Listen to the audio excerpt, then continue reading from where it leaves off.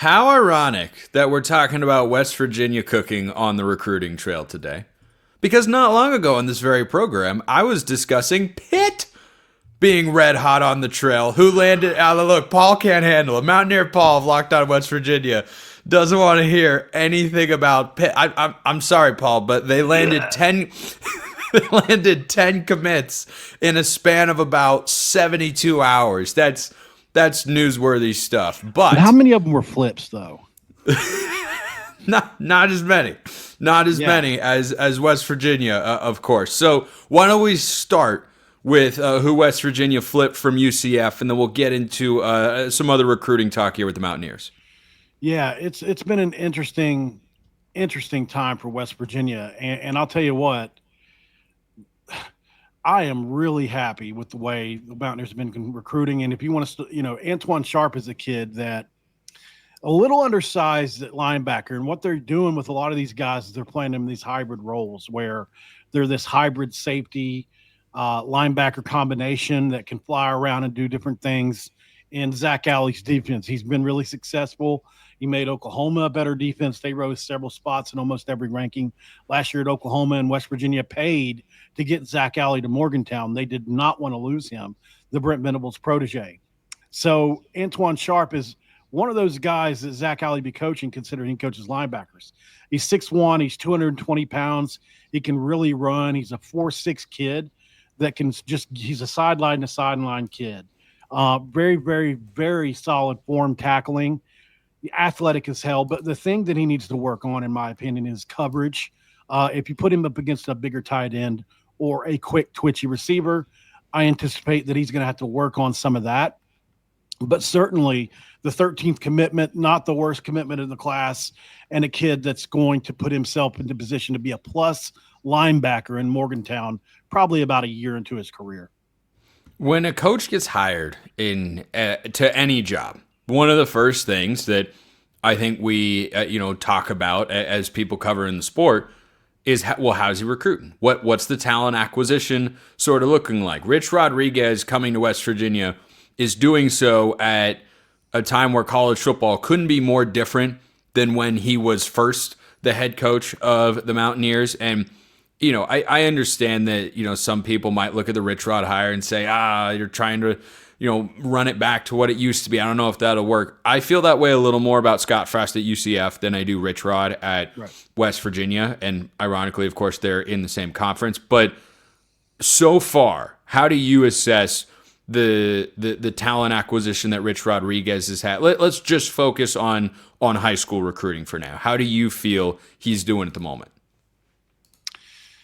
I think they're getting the kids that they want, whether they're highly rated or not. And so based on Rich Rodriguez's past, one thing I know about him with all my bones is that he's an elite evaluator. He is. He took Pat White, a defensive back from Alabama, and everybody wanted to play at defensive back and said, no, you'll be a quarterback.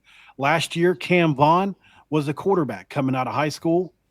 He turned into a 1,000-yard receiver. Well, a few yards short as a freshman for Jack State last year, and will be a star this year for West Virginia. He just knows how to recruit kids that fit what he does. It's unorthodox. He plays with 11, right? I just watched a thing with Urban Meyer the other day where they were talking about how back when he was at Bowling Green and Rich Rod was at where he was at, I think it was Glenville at the time, they would visit back and forth and exchange this philosophy, this weird thing that nobody was doing at that time. And so you had to recruit different to be able to do that. That really hasn't changed.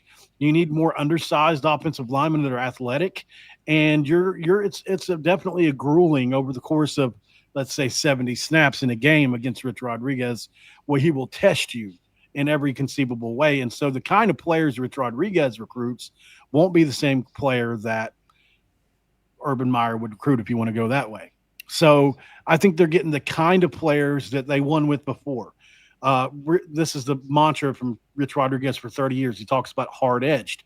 Are you hard-edged? Because they won't play. They don't play.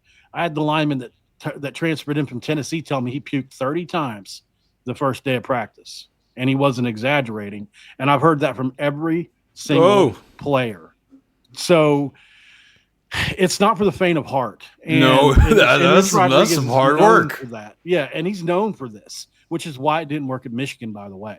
He went there and tried to take this philosophy to Michigan, where they had plotters on the offensive line and tried to slim those guys down 30 pounds.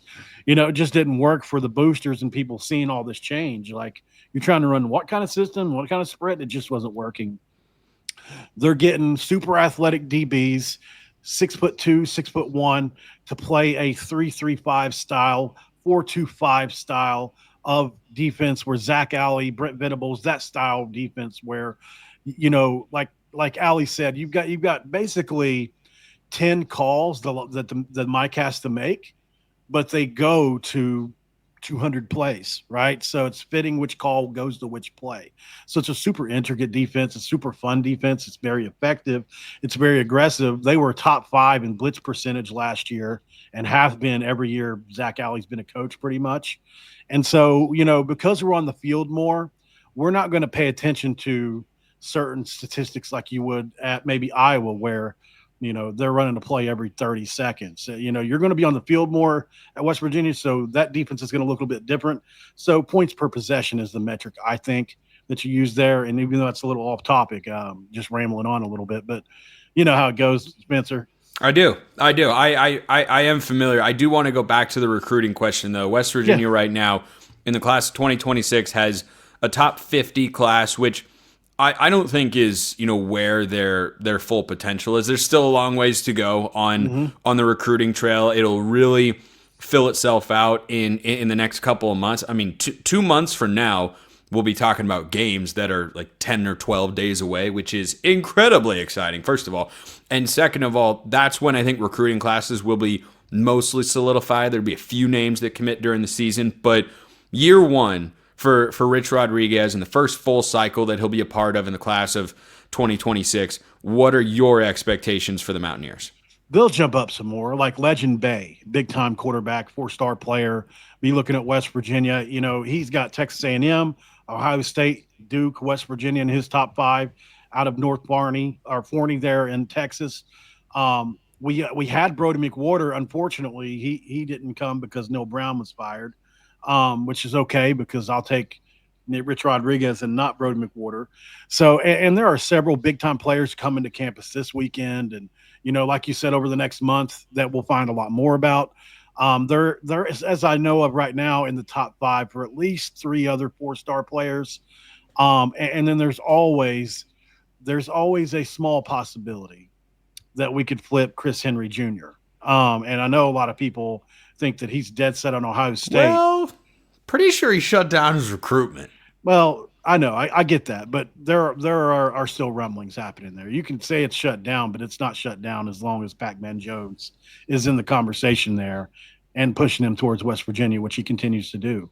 So, and that would be one of the biggest recruiting stories I've probably ever covered on this show.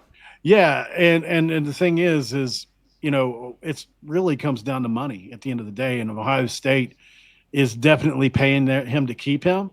And I wouldn't be surprised if West Virginia doesn't get competitive there. So we'll see what happens.